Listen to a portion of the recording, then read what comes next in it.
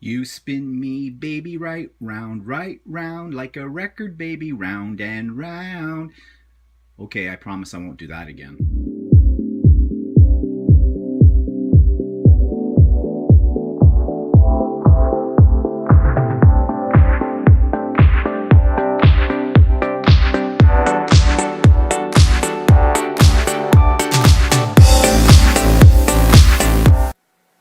Hi everyone, it's Steven here for Bland Designs, and today it's Monday, May the 15th, and this is vlog number 18.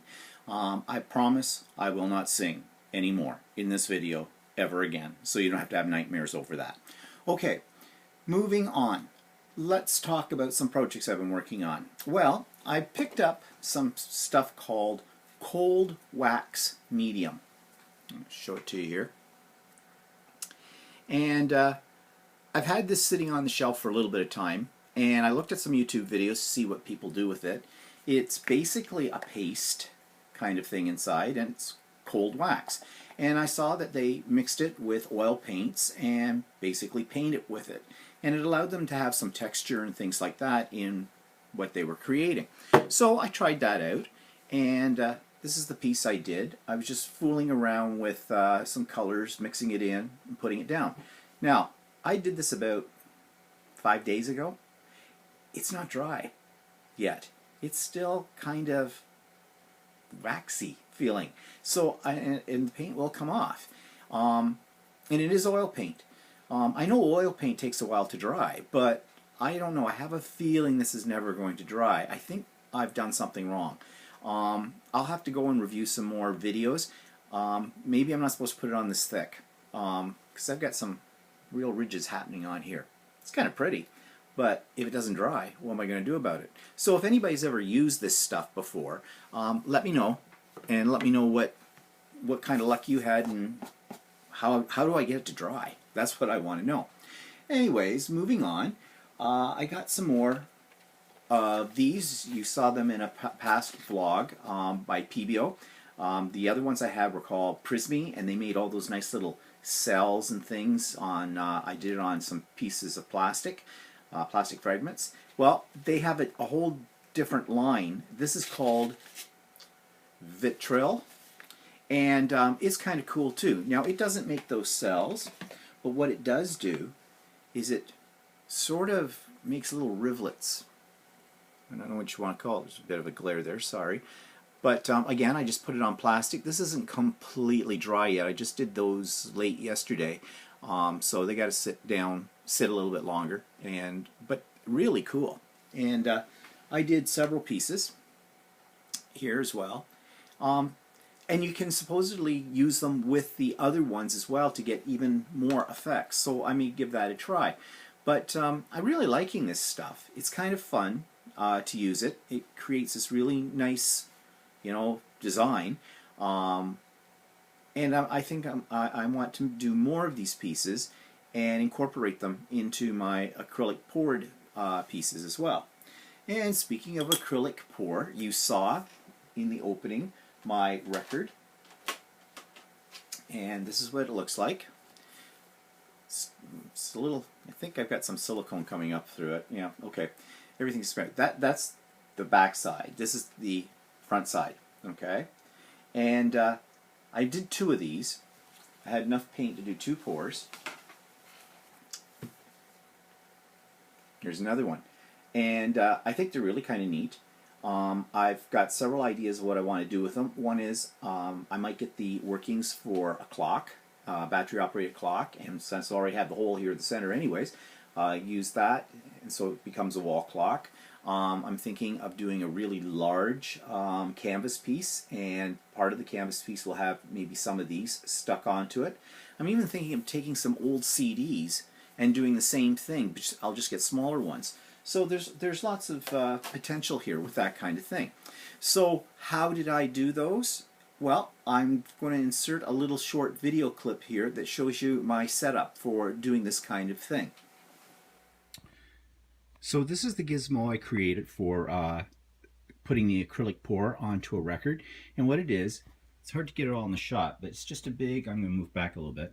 It's just a big wash tub. I got it at the dollar store for a couple of bucks. And then I bought a bottom of a turntable. That's all this is. And I kind of stuck it down to the bottom. I just used double-sided tape for that, and just keeps it anchored. And then I put a couple of strips of double-sided tape here on the top, and the blue stuff inside here is paint from that pour that I did. And so the record sits on here. I'm trying to balance this with one hand, and you just let it spin around and pour your paint, and that's all there is to it. Now there's some YouTube videos of this kind of thing that other people have done, and again, if you go to Anne-Marie Ritterhoff's YouTube channel, you will see her. She does this all the time. It's where I got the idea.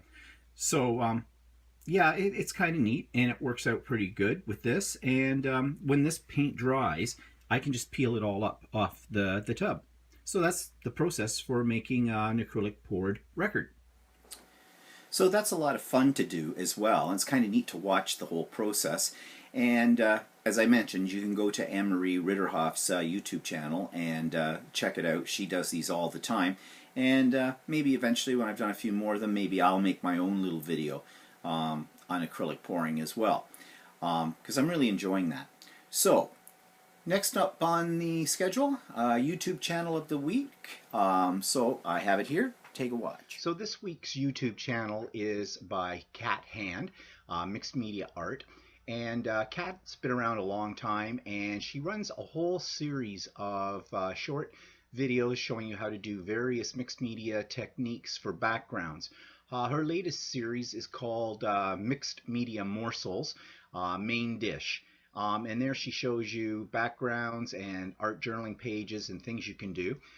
They're very informative, they're well produced, and I have found them a really excellent source of ideas for all kinds of things, even for things like making cards and even doing scrapbook backgrounds as well as art journal pages. So check her out. Just do a search for Cat, that's C-A-T, Hand, H-A-N-D, and you'll find this a very useful channel. Okay. So that brings me now to what's becoming a fairly popular segment of my vlogs on Mondays, and that's what's pissing me off this week.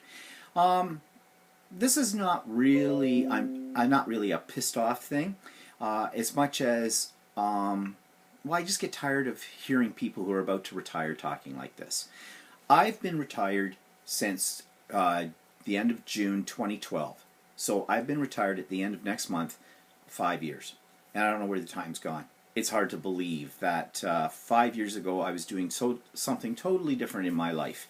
I've enjoyed my retirement, and I'm continuing to enjoy it. So, and there goes my clock. I can time these perfectly, can't I? Yeah. Okay. So anyways, as I'm saying, I have friends and that, or people I meet that are about to retire, and the first thing I ask them is, what are you going to do when you retire? And I often get a blank stare. Well, there's things I need to do around the house. I think maybe I'll travel a little bit. They really don't have a plan. I think that's dangerous. Okay? I spent the year before I retired, I had a journal, and I would write down things I wanted to do. Now, some people might call that a bucket list. It was a little bit more detailed than a bucket list. I didn't just list things I wanted to do. If I got a brainstorm for an idea I want to try, or I want to do this or that. And so I would write these down. I would cut things out of magazines or newspapers or whatever, and I would paste them into this journal. And yeah, basically everything I wanted to do. So I had a plan. Now, of course, you have to have a hobby. All right? And this is where I find a lot of people are having a problem. They never cultivated any kind of hobbies or interests outside of their job while they were working. And I will tell you something. That will bring about your death quicker than anything else. I know this for a fact. It happened to my father. My father lived for his job, and when he retired, he had nothing to do because everything for him revolved around his job. And he basically, he developed dementia, Now, yeah, sure, there's other reasons for why people get dementia, but he wasn't keeping his brain stimulated, so I think it came on much quicker than if he'd had some interests and he had his mind on other things and challenged himself. I think he would have been better off. So he didn't really last very long. It's very easy when you retire to lay in bed all day. When you get invitations to go someplace or there's something on and you think, well, maybe I should go, then you think, oh, well, no, I don't really feel like it. And you get into some bad habits. Sit around all day, watch television, so you're not getting any exercise. Really, you veg. You got to keep your body going, you got to keep your mind going, and you got to try new things. That's how you keep both those things going all the time. That's what I do. Yeah, there are days that I think, I just don't want to do anything. And on occasion, I don't. I do veg in front of the television set. But I don't do that very often. You got to get yourself involved in other things. I was a teacher for years, but I've immersed myself into the art community now. I mean, I've always done like scrapbooking and things like that. That was one of my principal hobbies. But I've expanded that, as you know, from my vlogs. I have never been as busy as now when I'm retired. I don't know how I managed to do everything that I have done in the past when I was working. So I guess the bottom line here is you got to have a plan. Challenge yourself. Keep yourself going. That's the only way. Challenge your brain. Challenge your body. Don't say, I can't do something. Don't ever say, oh, no, I don't want to do that, because you do, you're writing your own death ticket. Okay, as simple as that. You got to keep going. I mean, after all, I'm going to be 60 in a little over a month, and I don't feel 60. I still feel much younger. I have my health, so I'm lucky with that. Whereas other people I know, that's an issue for them. Walter is about to retire, so this puts us into a whole new lifestyle as well. I mean, I'm used to being around the house all the time, well, out and about and everything like that. So I'm hoping that he will be able to keep himself busy as well. Of course, we travel and do lots of things like that too, but you can't travel every day, you know, it's a bit expensive. So, yeah, but he's looking forward to being retired too. He's pretty much had it with his job. So retirement is a good thing, but have a plan, okay? And that'll make it even better for you. There's an adjustment period when you retire. I'm sure any of you that may be retired know what I'm talking about. It kind of took me 2 years into my retirement before I got right into the groove of things. And in those 2 years, I tried different things as well. Found out what I don't want to do, what I do want to do. And the advantage of being retired is if you don't want to do something because you don't like it, your life doesn't really depend on it. So you can say, okay, tried it, didn't like it, move on. And at the same time, you have the time now to go out and try things that you never had the time to do before. So it's a wonderful life. So you don't have to look at it as the end of a life. You can look at it as the beginning of a new life. So what's pissing me off this week is basically people who say they can't wait to retire, but they really don't have a clue what they're going to do. And my advice is figure that out. And then you'll really enjoy your retirement. Okay, what's new? New things. Okay, it's new to me. I showed you the piece with the cold wax and the oil paint. Now, I have never used oil paints before. To be quite honest about it, they scare me because I know oil takes longer to dry. They're not as easy to clean up like acrylic. They're more expensive than acrylic paints too. So I've just stayed away from them. But I decided, here you go. Never say never. I decided to challenge myself and get some oil paints. So I went to my art store and I picked up 2 boxes of oil paints. And one of them is our regular oil paints. This isn't those ones, but they look just like this. These are not expensive oil paints. I think a package of these, how many colors? There's 12 colors in them, small tubes, was about $11, something like that. But then beside them I saw these ones, and they say they're water mixable oil color. So basically, these clean up with water, just like acrylic paints, with soap and water. So I bought one of each to try them with the cold wax to see if there was any difference, and there's absolutely no difference that I could see. Given that I've never used oils before, I'm sure someone who's a professional artist or that and uses oils all the time would be able to detect the difference. But for me, these work fine. So I might do a few more things in oil now that I've got these ones that are water soluble. So simple as that. That's my product this week. Okay, what else? Well, what happened in this past week? I gave a couple of tours at the art gallery. One tour was to a whole bunch of JKs, junior kindergarten kids, just wee little things, and quite lively as well. And you know, I was a high school teacher. I didn't deal with little kids. In fact, that day it was a bit of a surprise because I thought they were grade 2s or 3s. They were cute. They were cute, and actually they were a good group of kids, and they're pretty keen too. You know, like, well, smart little buggers, really. But that was kind of fun. And then on the other end of the spectrum, I did a class of grade 7s and 8s. In some ways, the JKs were less of a concern than the 7s and 8s. 7s and 8s are, it's a different time period, you know, for kids when they get to that age group.